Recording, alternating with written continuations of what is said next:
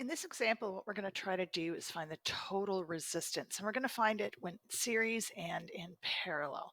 So when they're in series, that means they're in a line. So when we think of our resistors, there is one followed by the other. So that means that in series, that is pretty straightforward because all I'm going to do is add them. To get my total resistance, I'm going to add my two together. So I'll have 20 ohms plus 14 ohms for a total of 34 ohms. Pretty straightforward. It's in parallel that we have to think about this, because in parallel, when I put my resistors in parallel so that the electricity either passes through one or the other, we have to remember that this is going to affect the overall resistance, because electricity is either going to come up and go through the one or go down through the other. And when it does that, part of the electricity goes through one and part goes through the other. It splits, not evenly necessarily, but it does split, which means that reduces my overall total resistance based on the reduction in crowding in each resistor, because unlike this one, it only gets part of the current, and the resistance themselves. So I'm going to use the equation.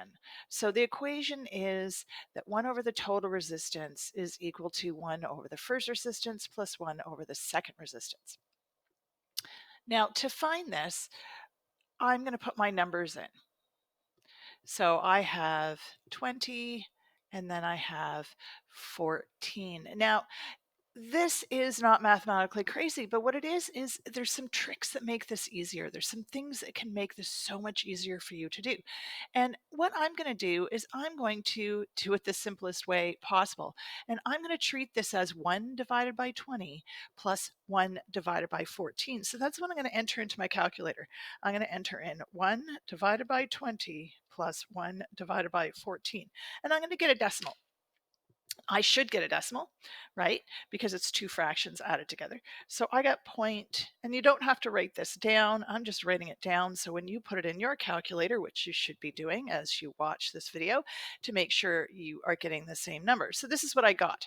But I don't want this number. I want the inverse of it. I want this flipped over. And there's a couple ways you can do that.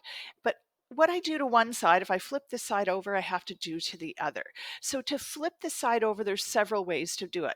I can either take 1 and divide it by my decimal, which is handy if you've written it down, right? Then I can do that.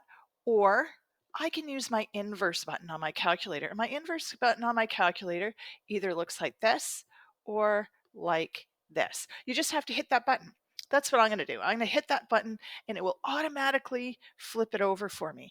It inverses or flips over whatever number it is. Basically, it takes whatever number is in the calculator and divides it into one for you, the easy way. And I get my big long answer. Now remember, I only have 2 digits, right? Because this is 2 digits and this is 2 digits. So fig-wise, I only get 2, which means this should be 8.2 ohms, which makes total sense. Now it makes it seem low, but remember, each one of these gets less of the current. It doesn't get the whole current. The 14 will get more of the current than the 20 ohm resistor, and it will always end up less than both of them. And since it's less than both 20 and 14, I am actually very confident in my answer, confident enough that I can now write my therefore sentence.